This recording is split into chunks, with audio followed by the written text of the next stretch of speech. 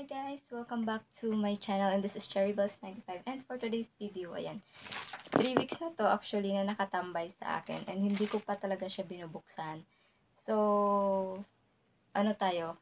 Throwback. Ayan, so parang last month siguro. Last month, may nag-text sa akin na BDO na sabi na approve daw yung credit card application ko. Pero, na-shock ako. Na-shock ako tapos natakot ako bigla kasi akala ko baka na-hack yung account ko or something. Tapos may nag-apply for credit card under my name. Kasi hindi talaga ako nag-apply. Tapos nagtaka ako bakit nag-text yung video na parang successful daw yung application ko for credit card. Pero hindi ako nag-apply. So nag-check ako ng mga emails ko. May email din yung video sa akin. Tapos yan ko yung mga nag-login sa email ko kung sino. Kung baka meron naka-open or nag-hack ng mga account ko. Tapos kinuha yung information ko. So wala naman. So, yun, kinabahan lang ako. And then, after a week, nag-text ulit yung video na, ano na daw, out for delivery na daw yung credit card ko. So, sabi ng mga kasama ko, kasi tinanong ko rin yung mga friends ko, sabi nila, ano daw, nag-text din daw sa kanila, and legit daw na may dumating na credit card. Ayun, so, ito na nga, 3 weeks na siyang nakatenga. Hindi ko talaga siya binubuksan, kasi sabi ko, hindi ko naman siya magagamit at hindi ko alam kasi parang wala naman akong paggagamitan. So for today, buksan lang natin para malaman na natin kung ano yung nasa loob nito. Syempre credit card, 'di ba? Pero tingnan natin kung basahin na lang natin kung ano yung nakalagay dito. So ito yung first ever credit card ko if ever kung gagamitin ko siya kasi hindi naman ako nag-credit card talaga. Kasi wala rin akong paggagamitan at saka ayoko rin sana mag-credit card. So, tama naman, nakapangalan sa akin, naka-address sa akin. And yeah, let's see what's inside. Na-shock at nagulat talaga ako guys. Sabi ko baka may nag-hack ng account ko. Tapos may kumuha ng information ko pa. Tapos nag-apply for me. Okay. Kahit ang hirap niya. Nakaseal talaga siya. So, kailangan natin gupitin.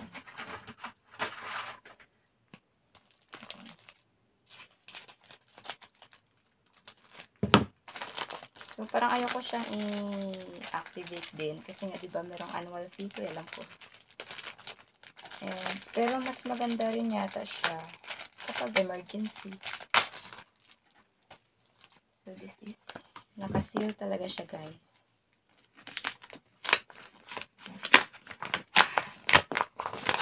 Ayan. So, meron nga, video. It's under my name. And, sarang, meron nga. Meron yung credit card. Visa. Credit card. Nakapangalan sa akin. Tapos may nakalagay, syempre na, activate your card now. Scan the QR code to log on to BDO-ish. Syempre, ganyan. So, tingnan natin. Oh my God. Okay. So, ito yung mukha niya. Visa, ganyan. And then, your card is inactive. So, merong credit card kasi guys na pag dumating naka-activate na. Meron namang card na kailangan siyang i-activate. Credit card. So, sabi dito, your card is inactive. So, I have to activate it kung gusto kong i-activate siya.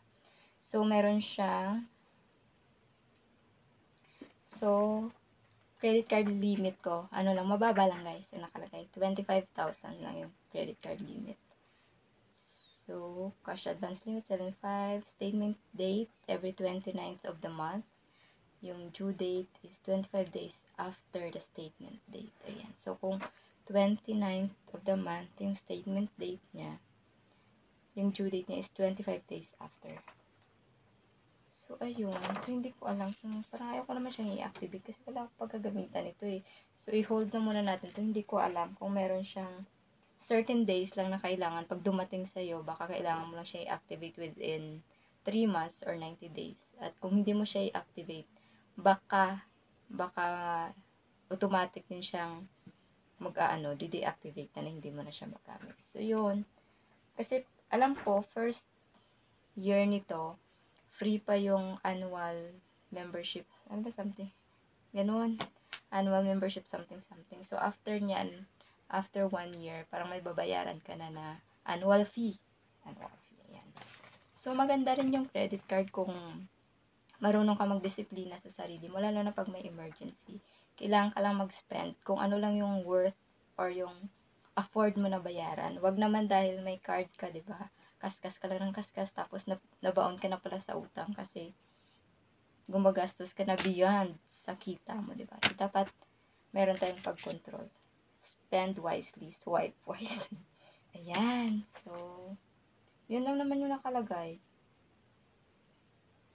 By signing at the back of the credit card and or by using the credit card, I confirm that I have accessed, read, understood, and agreed to abide by the terms and conditions as found in the QR code. Ayan. Hindi ko alam.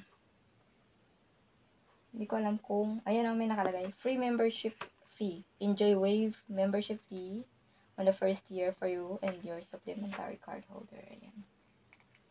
So, yun lang guys. Shinare ko lang. Binuksan ko lang siya para makita ko lang kung itsura niya. Yun na nga, may nakalagay, activate your card now. So, yun. Thank you so much guys for watching. Please, don't forget to like, share, comment, and subscribe. Ayan. So, kung may dumating sa inyo na video credit card or may nag-text, huwag kayo magpanic kasi normal lang daw yata yung sabi nila. Kapag may account ko yata sa video or something, nagpapadala sila ng credit card. Pero sabi naman ng friend ko, yung dumating sa kanya, tinry niya daw i-activate, pero hindi daw. Ayaw daw mag-activate. So, hindi ko alam. Hayaan ko na lang din to or itatawag ko na lang siya sa video for sure. Thank you. Ingat kayo lagi. Bye-bye.